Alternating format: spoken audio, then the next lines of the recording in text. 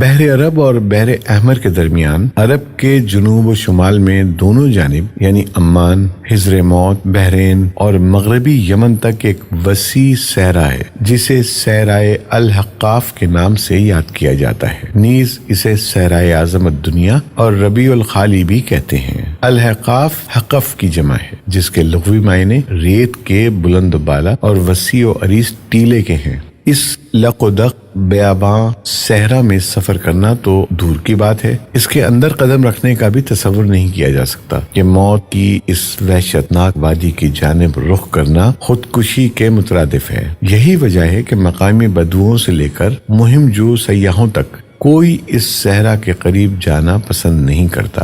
سفید اور باریک ریت کے ہزاروں فٹ اونچے پہاڑوں میں اگر کوئی شے پھینکی جائے تو وہ لمحوں میں غرق ہو جاتی ہے اور ریت کی سطح پر جنبش تک نہیں ہوتی۔ یہ صحرا اللہ بزرگ و برتر کی کھلی نشانیوں میں سے ہے اور اہل دنیا کے لیے جائے عبرت بھی۔ الحقاف نامی اس بھیانک وادی کو دیکھ کر یہ گمان بھی نہیں کیا جا سکتا کہ یہ کسی زمانے میں دنیا کا سب سے زیادہ سرسبز و شاداب علاقہ تھا، جہاں بے شمار پھلوں اور پھولوں کے وسیع باغات، ٹھنڈے پانی کے چشمے، آبشاریں اور بلند و بالا عمارتیں تھیں، جس میں دنیا کی سب سے زیادہ طاقتور، مالدار اور شاندار تمدن رکھنے والی قوم عاد آباد تھی۔ یہ دنیا کے سب سے زیادہ قداور اور زوراور انسان تھے۔ اتنے طاقتور لوگ اللہ نے پھر پیدا نہیں کیے، جیسا کہ اللہ تعالیٰ نے قرآن کریم میں فرمایا، ان جیسی کوئی قوم اور ملکوں میں پیدا نہیں کی گئی۔ الفجر آیت نمبر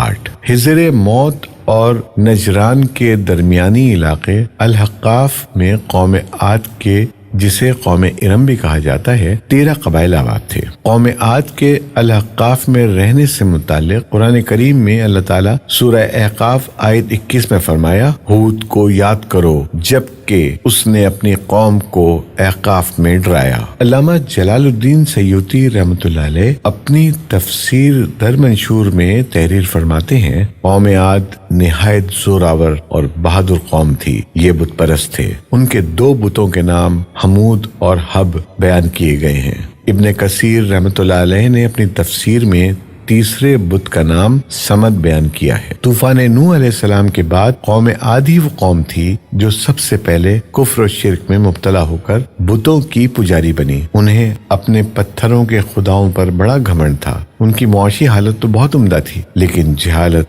گمراہی، جھوٹ، بے حیائی، باطل اقوال اور فاسد خیالات نے انہیں معاشرتی طور پر تباہی کے کنارے پر پہنچا دیا تھا۔ چنانچہ کفر و شرک کے سمندر میں غرق قوم عاد کی بدعمالیاں جب اپنی آخری حدود پار کر گئیں تو اللہ تعالیٰ نے انہی میں سے اپنے ایک نیک بندے حضرت ہود علیہ السلام کو پیغمبر بنا کر مابعوث فرمایا۔ چنانچہ قرآن کریم میں اللہ تعالیٰ کا ارشاد ہے، اور ہم نے قوم عاد کی طرف ان کے بھائی ہود کو بھیجا۔ انہوں نے کہا، بھائیوں، اللہ ہی کی عبادت کرو، اس کے سوا تمہارا کوئی معبود نہیں، کیا تم ڈرتے نہیں؟ تو ان کی قوم کے سردار جو کافر تھے کہنے لگے، تم ہمیں کم عقل نظر آتے ہو اور ہم تمہیں جھوٹا خیال کرتے ہیں۔ انہوں نے کہا، میری قوم، مجھ میں حماقت کی کوئی بات نہیں ہے، بلکہ میں رب العالمین کا پیغمبر ہوں۔ میں تمہیں اللہ کا پیغام پہنچاتا ہوں اور تمہارا امانت دار خیر خواہ ہوں۔ کیا تم کو اس بات سے تعجب ہوا ہے کہ تم میں سے ایک شخص کے ہاتھ تمہارے پروردگار کی طرف سے تمہارے پاس نصیحت آئی تاکہ وہ تمہیں ڈرائے؟ اور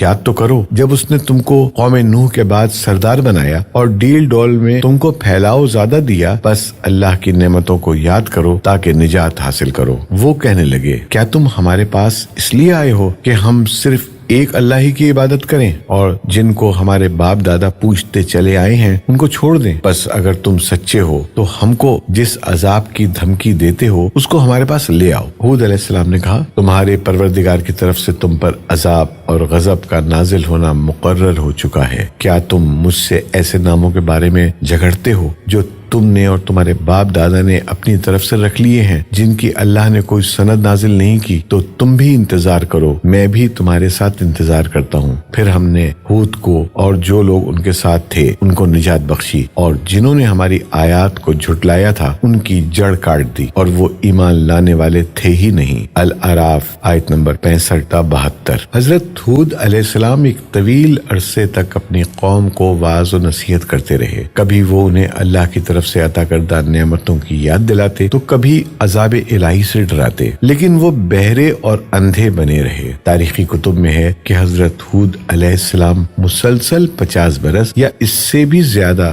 درس و نصیحت میں مصروف رہے۔ قوم عاد کے 13 قبائل میں سے لقمان اور خلجان نامی قبائل نہایت طاقتور تھے اور انہیں حکمراں کی حیثیت حاصل تھی۔ حضرت ہود علیہ السلام نے جب دعوت حق دی اور کفر و شرک چھوڑ کر ایک اللہ کی بندگی کی طرف بلایا تو لقمان قبیلے نے سخت مزاحمت کی اور حضرت ہود علیہ السلام کے دشمن ہو گئے۔ اس کے برعکس دوسرے قبیلے خلجان نے حضرت ہود علیہ السلام کی باتوں پر غور و خوض کیا اور ان میں سے اکثر جلد ہی آپ علیہ السلام کی دعوت کو قبول کر کے ایمان لے آئے۔ حضرت ہود علیہ السلام نے اپنی قوم کو راہ حق پر گامزن کرنے کی ہر ممکن کوشش کی، مگر قوم نے ان کی دعوت قبول کرنے سے انکار کر دیا، تو بالآخر انہوں نے بارگاہ الہی میں مدد کے لیے دست دعا دراز کیے، جسے قرآن کریم نے سورۃ المومنون آیت نمبر 39 میں یوں بیان کیا۔ نبی علیہ السلام نے دعا کی کہ اے پروردگار، انہوں نے مجھے جھوٹا کہا ہے پر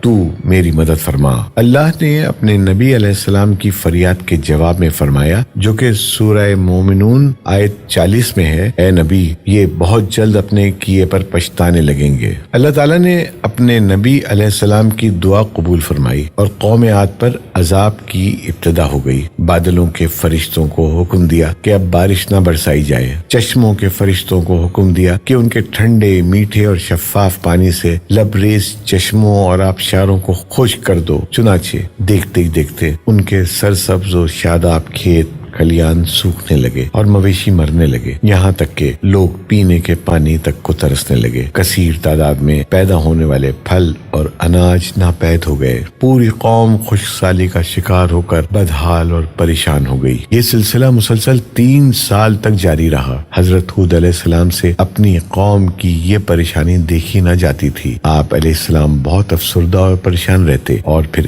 ایک دن انہوں نے اپنی قوم سے فرمایا، جس کا ذکر سورہ ہود آیت 52 میں اس طرح آتا ہے، اے میری قوم کے لوگوں، تم اپنے پالنے والے سے بخشش مانگو، اس کے آگے توبہ و استغفار کرو، تم پر آسمان سے موسلادھار مہ برسائے گا اور تمہاری طاقت و قوت میں اضافہ فرمائے گا، اور دیکھو گناہگار بن کر روگردانی نہ کرو۔ قرآن کریم اور احادیث مبارکہ میں توبہ و استغفار کے بڑے فوائد بیان فرمائے گئے ہیں۔ ابن ماجہ اور ابو داؤد میں حدیث مبارکہ ہے کہ جو پابندی سے استغفار کرتا ہے، اللہ تعالیٰ اس کے لیے ہر فکر سے کشادگی اور ہر تنگی سے راستہ بنا دیتا ہے، اور اسے ایسی جگہ سے روزی دیتا ہے جو اس کے وہم و گمان میں بھی نہیں ہوتی۔ بہرحال حضرت ہود علیہ السلام کے لاکھ سمجھانے کے باوجود اس قوم پر کوئی اثر نہ ہوا، بلکہ نہایت ڈٹائی کا مظاہرہ کرتے ہوئے کہنے لگے کہ ہم محض تیرے کہنے پر اپنے آباء و اجداد اور اپنے ان معبودوں کو کیوں چھوڑ دیں۔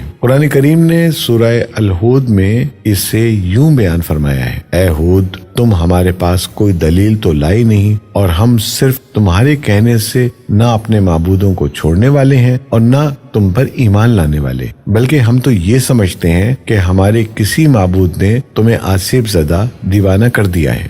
قوم عاد کے سردار حجاز مقدس میں عذاب الہی کے ابتدائی مراحل ہی میں خشک سالی نے قوم عاد کی حالت ابتر کر دی، چنانچہ ان کے سرداروں اور دانشوروں نے اس سے نجات پانے کے لیے مختلف تدابیر پر غور و خوض شروع کر دیا۔ یہ بات بڑی حیران کن ہے کہ پچھلی قوموں کو جب کبھی کوئی مشکل آ گھیرتی تو وہ اس سے نجات کے لیے حجاز مقدس کا سفر کرتے اور بیت اللہ شریف میں جا کر اللہ کے آگے آہوزاری کرتے، یعنی کافر قوتیں بھی اس حقیقت کو تسلیم کرتی تھیں کہ اس ارض و سما میں ایک لافانی قوت موجود ہے، لیکن اس کے باوجود جب نبی علیہ السلام اور رسول علیہ السلام یہ بات کہتے تو ان کی عقل پر پردہ پڑ جاتا۔ قوم عاد کے سرداروں نے بھی یہی فیصلہ کیا کہ قوم کے سرکردہ افراد بیت اللہ شریف جا کر اندھے کے خدا کے سامنے فریاد کریں۔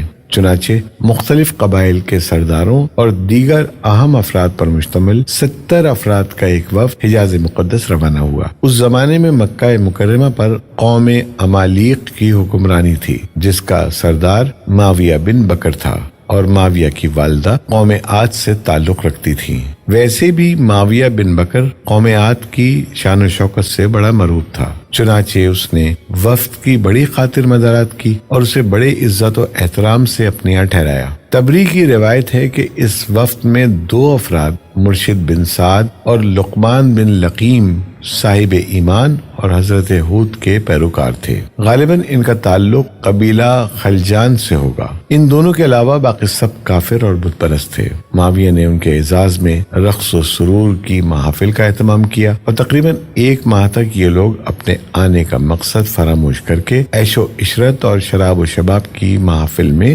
مدہوش رہے۔ جب ان کا قیام طویل ہو گیا تو معاویہ بن بکر کو ان کے واپس جانے کی فکر لاحق ہوئی۔ کافی سوچ بچار کے بعد اس کے ناچنے گانے والیوں کے ذریعے چند اشعار کی صورت میں انہیں ان کے آنے کے مقصد کی یاد دہانی کروائی، جس پر وفد کو ہوش آیا۔ تاریخی کتب میں درج ہے کہ اس موقع پر وفد میں شامل مرشد اور لقمان نے ایک بار پھر انہیں سمجھانے کی کوشش کی کہ جو کچھ حضرت ہود علیہ السلام کہتے ہیں اس پر ایمان لے آؤ، لیکن وہ نہ مانے۔ وفد بیت اللہ شریف گیا اور بارش کی دعائیں مانگنی شروع کی۔ ابھی تھوڑی ہی دیر گزری تھی کہ اللہ تعالیٰ نے آسمان پر 3 رنگوں کے بادل بھیج دیے، جن میں ایک سفید تھا، دوسرا سیاہ اور تیسرا سرخ۔ اس کے ساتھ ہی آسمانوں سے ندائے غیب آئی، اپنے اور اپنی قوم کے لیے ان تینوں میں سے کسی ایک کو پسند کر لو۔ چنانچہ وفد نے سوچ بچار کے بعد سیاہ بادل کو اپنے لیے پسند کر لیا، جس کے ساتھ ہی سرخ اور سفید ٹکڑے آسمان سے غائب ہو گئے اور ابر سیاہ آہستہ آہستہ آسمان پر چھانے لگا۔ وہ لوگ اپنی دعا کی قبولیت پر بڑے خوش تھے اور سمجھتے تھے کہ اب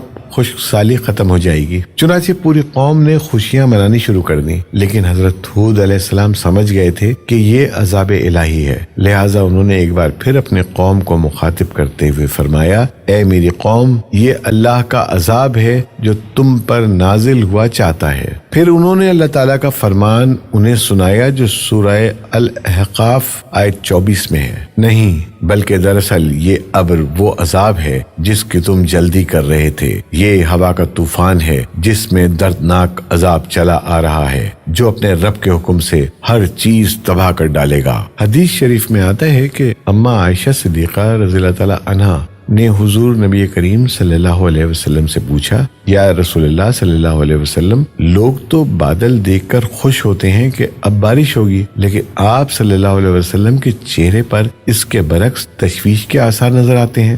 آپ صلی اللہ علیہ وسلم نے فرمایا، عائشہ، اس بات کی کیا ضمانت ہے کہ اس بادل میں عذاب نہیں ہوگا؟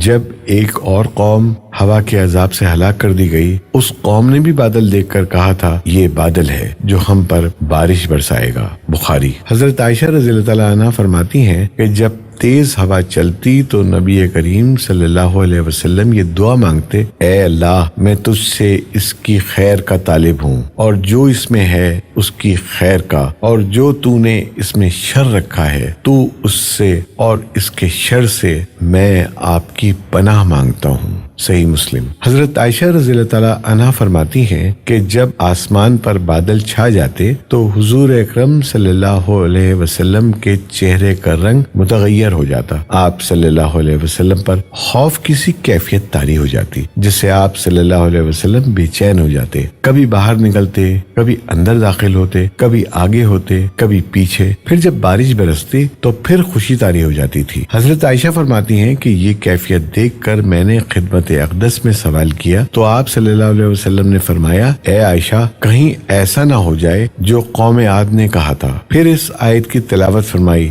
جب قوم عاد نے اس عذاب کو بصورت بادل اپنی بستیوں کی طرف آتے دیکھا تو کہنے لگے، یہ تو بادل ہے ہم پر بارش کرنے والا۔ ترمذی، ابن ماجہ۔ قرآن کریم میں سورہ الحاق آیت نمبر 7 میں ہے کہ اللہ نے تیز آندھی کا یہ عذاب 7 راتوں اور 8 دنوں تک مسلسل جاری رکھا، آندھی نے کسی ایک کو بھی باقی نہ چھوڑا، یہ ہر ایک کے پاس پہنچ گئی۔ غاروں کے اندر، پہاڑوں کی گھاٹیوں اور چوٹیوں، گھروں، محلات اور قلعوں کے اندر سب کو فنا کر ڈالا۔ ابن عمر رضی اللہ تعالیٰ عنہ سے مروی ہے کہ نبی کریم صلی اللہ علیہ وسلم نے فرمایا کہ وہ آندھی جس کے ذریعے قوم عاد ہلاک کی گئی، اللہ نے ان پر انگوٹھی جتنی جگہ کے مثل ہوا کھولی تھی، بس وہ ہوا پہلے دیہات میں گئی اور وہاں کے لوگوں کو اور مویشیوں اور مالوں کو اٹھایا اور آسمان و زمین کے درمیان لے گئی۔ مسلم۔ اللہ تعالیٰ نے اس خوفناک آندھی سے حضرت ہود علیہ السلام اور ان کے ساتھیوں کو محفوظ رکھا اور انہوں نے خطیرہ نامی ایک بستی میں پناہ لے لی جہاں عذاب ان تک نہیں پہنچا، وہ امن و سکون سے رہے۔ اللہ تعالیٰ نے قرآن کریم کے مختلف مقامات پر قوم عاد پر نازل ہونے والے عذاب کا تذکرہ فرمایا ہے تاکہ کفر و شرک اور غرور و تکبر میں مبتلا لوگوں کو تنبیہ ہو۔ اس کے علاوہ قرآن کریم کی ایک سورت کا نام حضرت ہود کے نام پہ سورہ ہود ہے۔ قرآن پاک کے 11ویں پارے میں موجود یہ سورہ مبارکہ 123 آیات اور 10 رکوعات پر مشتمل ہے۔ سورہ ہود مکی ہے۔ یہ اس دور میں نازل ہوئی کہ جب کفار مکہ کا ظلم و ستم اپنے عروج پر تھا۔ چنانچہ سورہ ہود میں ان پچھلی قوموں کا تذکرہ ہے جو اللہ کے نبیوں اور رسولوں کی تکذیب کر کے قہر الہی کا نشانہ بنی اور تاریخ کے صفحات پر ہمیشہ کے لیے عبرت کا نمونہ بن گئی۔ سورہ ہود میں 7 پیغمبروں کے قصص و واقعات درج ہیں، لیکن اس سورت کو حضرت ہود کے نام سے منسوب کرنے سے معلوم ہوتا ہے کہ حضرت ہود کے قصے اور قوم عاد پر نازل ہونے والے عذاب کو خاص اہمیت حاصل ہے۔ حدیث مبارکہ میں ہے کہ رسول اللہ صلی اللہ علیہ وسلم کی ریش مبارک کے کچھ بال سفید ہو گئے تو حضرت ابوبکر صدیق رضی اللہ تعالیٰ عنہ نے عرض کیا، یا رسول اللہ صلی اللہ علیہ وسلم آپ بوڑھے ہو گئے؟ تو آپ صلی اللہ علیہ وسلم نے فرمایا، ہاں مجھے سورہ ہود نے بوڑھا کر دیا۔ علامہ طبری کی بعض روایتوں میں ہے کہ حضرت ہود علیہ السلام کی عمر 150 سال تھی۔